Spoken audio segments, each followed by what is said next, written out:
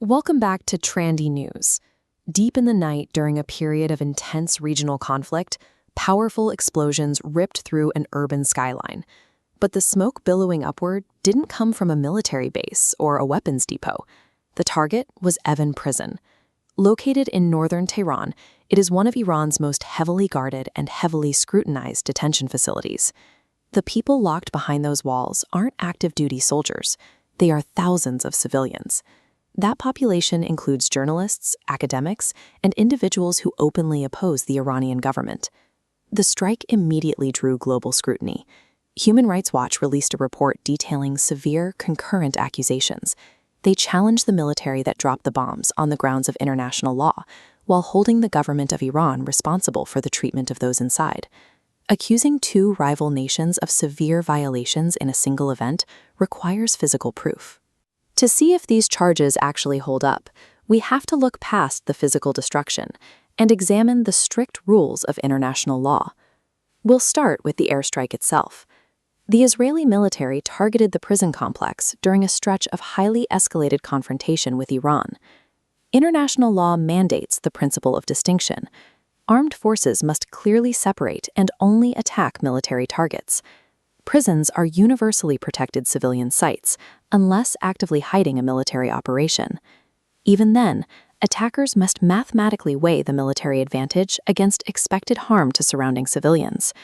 This is the legal test the strike on Evin Prison has to pass. Investigators must determine if decision-makers took strict precautions to protect the journalists and dissidents inside, or if those civilian lives were knowingly disregarded. If it held no military objective and the bombs were dropped anyway, targeting a civilian detention center crosses the threshold into an apparent war crime. While the airstrike triggered the initial crisis, the danger for the inmates did not end when the bombing stopped. In the hours following the attack, immense domestic chaos took over the prison walls. This brings us to a completely different legal standard: the state's duty of care. When people are incarcerated, they lose the ability to flee from danger. Because they are physically trapped, the government holding them assumes total legal responsibility for their safety and survival.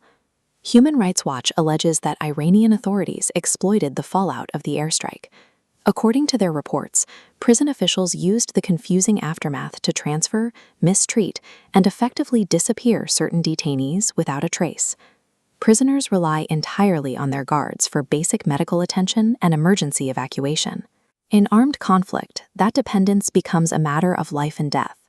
In the days that followed, desperate families crowded outside, left completely in the dark.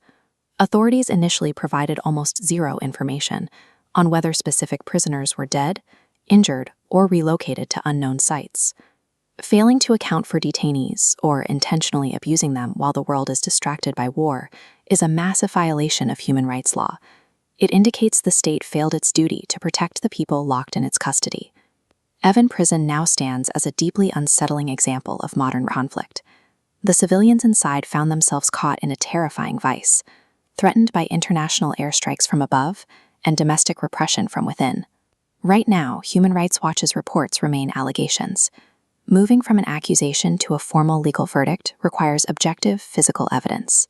To cut through the overlapping propaganda of both nations, the international community desperately needs a fully independent investigation on the ground. Specific data remains necessary to reach a conclusion. This includes the classified military intelligence used to authorize the strike, along with verified proof of life and the current location of Iran's missing prisoners. If an attack on a crowded civilian prison and the subsequent disappearance of its inmates go uninvestigated, it sets a dangerous precedent. It signals that the core rules designed to limit the horrors of war are no longer being enforced for future conflicts. That's our report for today on Trendy News. Let us know how you think the international community should handle these complex legal battles. And be sure to like, subscribe, and turn on notifications for more global conflict analysis.